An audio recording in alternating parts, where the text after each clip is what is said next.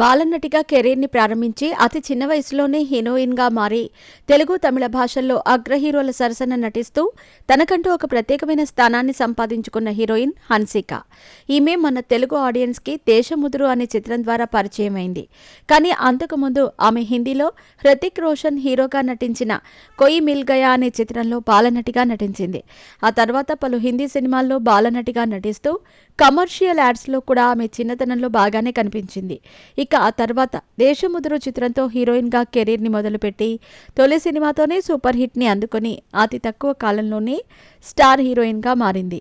తెలుగులో ఈమె చేసిన సినిమాల సంఖ్య తక్కువే, కానీ హన్సిక అంటే ఇప్పటికీ మన కుర్రాళ్లలో మంచి క్రేజ్ ఉంటుంది.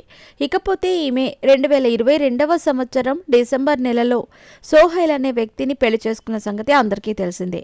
వీరిద్దరి వివాహం ఎంతో గ్రాండ్గా జరిగింది. సోహైల్ గొప్ప వ్యాపారస్తుడు. ఆయనకు వందల కోట్ల ఆస్తి ఉంది. కానీ హన్సికకి ఆ రేంజ్ ఆస్తులు లేవు. ఈ ఒక్క అంశం హన్సిక కుటుంబంతో అతనికి సమస్య అయ్యిందని, వీళ్ల మధ్య విభేదాలు ఏర్పడి విడిపోయే పరిస్థితికి వచ్చిందని, త్వరలోనే వీళ్ళిద్దరూ విడిపోబోతున్నారని ఇలా ఎన్నో రకాల వార్తలు వినిపించాయి. వీటిపై హన్సిక ఎలాంటి క్లారిటీ ఇవ్వలేదు. కానీ ఆమె భర్త సోహెల్ మాత్రం సోషల్ మీడియా ద్వారా అందరికీ ఒక క్లారిటీ ఇచ్చాడు. ఆయన నోరు విప్పటం ఇప్పుడు హాట్ టాపిక్గా మారింది. ఆయన మాట్లాడుతూ, నేను హన్సిక అనాధికారికంగా విడిపోయామని, వేర్వేరుగా ఉంటున్నామని పలు సోషల్ మీడియా ఛానల్స్, మీడియా మిత్రులు వార్తలను ప్రచారం చేస్తున్నారు. వాటిల్లో ఎలాంటి నిజమూ లేదు. అభిమానులు దయచేసి ఇలాంటివి నమ్మకండి. మేమిద్దరం ఎంతో సంతోషవంతమైన దాంపత్య జీవితాన్ని గడుపుతున్నామంటూ చెప్పుకొచ్చాడు.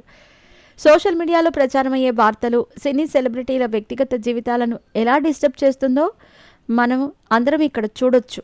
సోహెల్ ఇప్పుడు క్లారిటీ ఇవ్వాల్సిన అవసరమే లేదు. కానీ ఇవ్వాల్సి వచ్చిందంటే ఆయన వద్దకు ఈ వార్త వెళ్ళి ఎంత ఇబ్బంది పెట్టి ఉంటుందో ఊహించుకోవచ్చు.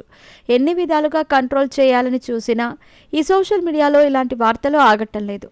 ప్రభుత్వాలు స్వయంగా చర్యలు చేపడితే తప్ప సోషల్ మీడియాలో ఎలాంటి మార్పులు తీసుకొని రాలేము.